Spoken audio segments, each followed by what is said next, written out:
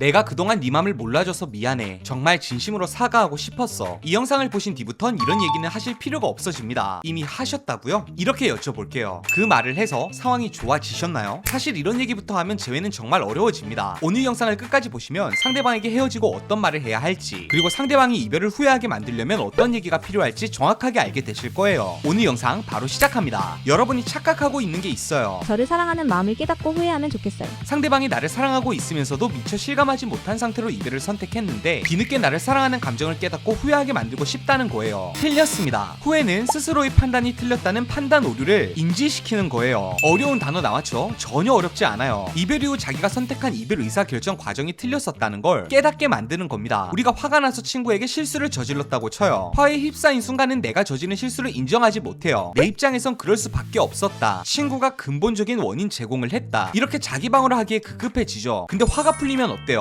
내가 홧김에 잘못된 판단을 했구나. 아무리 그래도 선을 넘는 대처를 했구나. 이렇게 화를 내고 표현을 하게 된 과정에 오류가 있었다는 걸 깨닫게 되죠. 이 순간 친구에 대한 죄책감, 후회심이 느껴지고 사과를 하게 됩니다. 내가 판단을 잘못해서 타인에게 감정적인 피해를 줬다. 혹은 나 자신이 손해를 보게 됐다. 라는 생각이 후회심인 거예요. 결국 후회를 하게 만드는 건 내가 상황을 판단하는 사고 과정이 잘못됐었다라는 걸 상대방이 인정하게 만들어야 돼요. 이게 너무 당연한 건데 이별 순간에 이런 대처를 하기 어렵습니다. 당장 상대방은 나랑 관계를 끊어내려 하고 그 순간을 어떻게든 막아야 한다는 생각에 매달리게 되고 모든 것이 내 잘못이요, 이런 전폭적인 사과를 합니다. 그런데 이렇게 사과를 하는 건 상대방이 스스로의 판단에 오류가 있었다고 생각하기보다 이렇게 자기 판단이 옳았다라는 믿음을 가지게 만들어요. 감정을 달래는 효과는 있겠지만 이별 결정을 후회하게 만드는 방법은 아니라는 거예요. 우리도 마음은 상했지만 내가 이걸 표현해도 되는 건지 긴가민가한 상황에서 누군가에게 사과를 받으면 그때부터 내가 화를 내는 게 정당하다는 생각을 하고 그때부터 서운함을 쏟아내듯 말할 때가 있잖아요. 일반적인 관계에선 이렇게 토로하고 사과받고 끝내는 거지만 연인 관계는 이런 상황이 생기면 그대로 이별까지 고속 직행하기 때문에 사과는 이렇게 예민한 상황에서는 잘 생각해서 해야 하는 거예요. 그럼 어떻게 사과해야 돼요? 이건 잠시 뒤에 알려드릴게요. 먼저 이별을 결정하게 되는 상대방의 사고 과정을 설명해 드릴게요. 상대방은 지금 관계에서 자신은 피해자다라는 생각에 빠져 있어요. 우리는 성향이 너무 다른 것 같다. 이렇게 담담하게 말하던, 이럴 거면 나를 왜 만나? 헤어져. 이렇게 감정적으로 말하던, 자신이 나로 인해 피해를 입었다고 생각하는 사실 자체는 달라지지 않아요. 상대방이 생각하기엔 자기는 이 관계에서 우리로부터 피해를 입었고 따라서 이별을 선택하는 게 옳다라는 논리적 결론에 이르게 된 거예요. 이런 상황에서 사과를 하는 건 상대방의 마지막 인정 욕구를 채워주는 행동이에요. 그래서 이렇게 이미 이별을 확고하게 결심한 상대방에게 사과를 한다는 건 마지막 미련을 털어내게 해주는 말이 되는 거예요. 간단하게 말해드릴게요. 우리가 상대방을 후회하게 만들려면 상대방이 내가 너무 단편적인 부분만 보고 짧은 생각으로 이별을 선택했구나, 이렇게 생각하게 만들어야 하는 겁니다. 그래서 그걸 도대체 어떻게 해야 돼요? 지금부터 설명할 세 가지 이야기를 들려줘야 돼요. 첫 번째로 상대방의 이별 결정 과정의 오류를 짚어주세요. 사실 대부분의 이별은 객관적으로 이루어지지 않아요. 상대에게 서운함이 느껴지는 몇 가지 단편적인 부분을 보고 그 부분에 불만이 쌓이고 쌓이다 보면 이별을 결정하게 되는 거예요. 이건 청소년들이 부모님이 비싼 명품 운동화를 사주지 않는다고 우리 부모님은 나를 사랑하지 않나 봐. 라고 생각하게 되는 것과 과정이 똑같아요. 단기적인 부정적인 감정에 사로잡혀서 자기가 보고 싶은 면만 보게 되고 왜곡된 논리를 바탕으로 이별을 결정하고 자신의 결정에 믿음을 가지려고 하는 겁니다. 예를 들어 볼게요. 만약 상대방이 나한테 고쳐달라는 행동을 내가 고치지 못했어요. 그럼 상대방은 나를 사랑한다면 고쳤을 거야. 이렇게 생각하고 이별을 선택해요. 이 선택에서는 내가 평소 얼마나 많은 것을 상대방에게 희생했는지, 얼마나 큰 마음을 상대방에게 쏟았는지 이런 것들은 전혀 포함되지 않아요. 단지 지금 느껴지는 부정적인 면에만 시선이 꽂혀서 관계를 전반적으로 보지 못하는 거예요. 이럴 때는 상대방에게 객관적인 사과와 더불어 실망감을 드러내야 하는 겁니다. 네가 서운하다고 느끼는 걸 이해 못하는 건 아니야. 어쨌건 고치기로 약속했던 걸 지키지 못했으니 약속을 지키지 못했다는 거에 대해선 내 잘못을 인정해. 그런데 나는 너를 바라볼 때 항상 너의 장점에 초점을 맞추고 그 장점에 더 깊이 빠져들어서 너를 사랑하려고 노력했어. 그런데 나는 너한테 지금 내가 약속을 지키지 못했다는 이유 하나로 신뢰할 수 없는 사람, 미래를 기대할 수 없는 사람으로 남아버린 것 같네. 내가 너한테 쏟았던 많은 마음들은 다 어디 가고 내가 습관이 돼버린 행동들을 쉽게 고치지 못했다는 그 이유 하나로 우리 관계에 이렇게 쉽게 이별이 올지는 정말 몰랐네. 이렇게 네가 이별을 선택한 이유에 대해서는 공감을 하지만 이런 이유로 이별 선택을 한다는 건 이해하기 어렵다라는 메시지를 전해주는 겁니다. 사과할 건 사과하되 상대방의 왜곡된 논리를 바로 잡는 거예요. 두 번째로 죄책감을 자극하세요. 상대방이 이별을 통해 이루고 싶은 목표가 뭘까요? 첫 번째는 후련함일 거고 두 번째는 나는 이 관계에 최선을 다했고 이별에는 내 책임이 없어라는 자기 합리화를 원할 거예요. 그런데 이런 감정들은 절대 느끼게 해주면 안 돼요. 이런 감정을 느끼는 순간 상대방한테 이별은 너무 당연한 선택이 되어버리는 거예요. 이럴 때는 상대방이 죄책감을 느낄 수 있도록 관계 중 내가 느꼈던 서운함을 말하는 겁니다. 최근에 제가 상담을 하면서 이런 얘기를 하라고 한 적이 있어요. 나는 너한테 내가 아는 좋은 것들은 다 보여주고 싶었어. 내가 먹어본 맛있는 것들은 전부 너한테 맛보게 해주고 싶었고, 내가 봤던 좋은 것들은 전부 네 눈에 담아주고 싶었어. 너랑 나랑 지도를 보면 안 가본 곳이 없을 만큼 나는 내가 아는 좋은 경험들은 전부 너한테 나눠주고 싶었어. 네가 힘든 부분들은 내가 이해해야 한다고. 그게 내 책임이라고 생각해 왔는데 네가 나한테 말하는 결론은 너무 잔인하지 않니? 이 말에 이별을 선택했던 상대방이 정말 후회하고 그 자리에서 재회에 성공한 적이 있어요. 이 멘트에서 중요한 건 누가 들어도 내 서운함이 인정될 만한 이야기여야 한다는 거예요. 예를 들어서 너도 나한테 연락을 잘 안 해줬잖아. 내가 힘들 때 너도 내 옆에 없었잖아. 그럼 네가 이렇게 했을 수도 있는 거 아니야? 이렇게 상대방의 잘못을 직접적으로 거론하고 비판하는 건 싸우자는 얘기밖에 안 돼요. 이런 얘기를 할 때는 내가 상대방한테 베풀었던 것들을 얘기해야 하는 겁니다.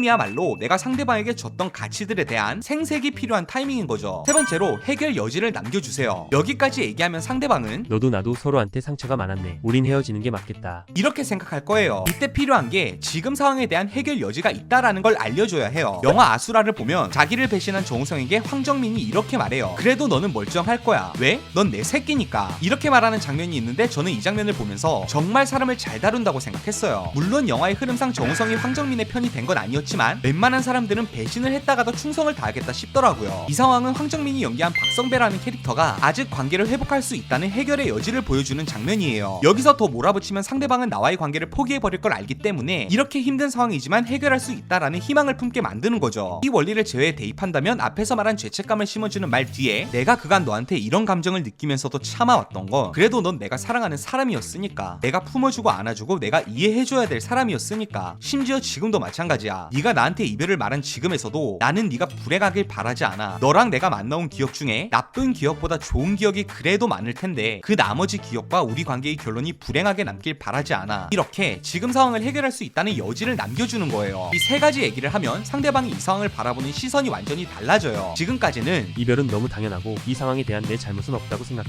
라고 생각하고 있었는데 이 얘기를 들으면 나도 잘한 게 없구나. 내가 생각보다 얘한테 많은 것들을 이해받고 있었구나. 이렇게 생각하게 되는 겁니다. 이런 얘기를 하는 상황에서 흔하게 하는 실수 두 가지가 있어요. 첫 번째로 객관적인 잘못의 크기보다 훨씬 과장된 사과를 한다는 거예요. 대표적으로 상대방이 서운함을 느꼈다고 하면 내가 큰 잘못을 저지른 게 아닌데도 내가 네 마음을 몰라줘서 미안해. 너 혼자 많이 힘들었겠다. 내가 얼마나 힘들었을지 생각하니 나도 너무 마음이 아파. 이런 얘기들을 하는 거예요. 사실 이런 사람들이 저지른 잘못들을 보면 일하느라 연락 주기가 상대방이 원하는 기준보다 늦었거나, 상대방이 공감을 원할 때 공감을 해주지 못했거나, 상대방이 원하는 개인적인 요구를 들어주지 않았다, 이 정도예요. 객관적으로 보면 큰 잘못을 저질렀다고 보긴 어려운 것들인데 경범죄를 저지르고 음주운전 뺑소니라도 저지른 것처럼 사과하는 겁니다. 그리고 두 번째로 주눅이 든 태도를 보인다는 거예요. 이런 얘기를 하는 상황은 상대방과 내 의견이 충돌하는 상황이에요. 상대방은 자신의 이별 선택이 타당하다, 나는 상대방의 불만, 서운함은 이해하지만 이별을 선택한 과정에 대해선 이해할 수 없다, 이렇게 상반된 입장인 건데 설득은 꼭 말에 담긴 의미가 아니더라도 말을 하는 사람의 어투, 바디랭귀지, 표정 같은 태도에도 영향을 받아요. 혹시 너 기분이 상하면 어떡하지? 이렇게 말했다가 더 상황이 나빠지는 거 아니야? 이런 불안감 때문에 상대방을 어르고 달래려 하거나 내 감정을 컨트롤하지 못하는 모습을 보이는 건 전혀 효과적이지 않아요. 사람들이 가스라이팅을 당하는 이유는 말이 논리적이어서가 아니라 그 말을 하는 사람의 태도가 이상하리만큼 당당하기 때문이에요. 정치인들이 잘못을 저지르고도 너무 당당하게 자신의 결백을 주장하면 많은 지지자들은 속아 넘어가는 상황을 생각해보세요. 주장을 할 때는 나 스스로가 당당해야 상대방도 영향을 받는 겁니다. 오늘 영상이 도움이 되셨다면 구독과 좋아요, 그리고 댓글에서 제 PDF 무료로 받아보시고 이 영상이 필요한 주변 지인분들에게 공유해주세요. 여러분이 공유해주시면 도움은 제가 드리겠습니다. 그럼 오늘도 행복한 연애하세요.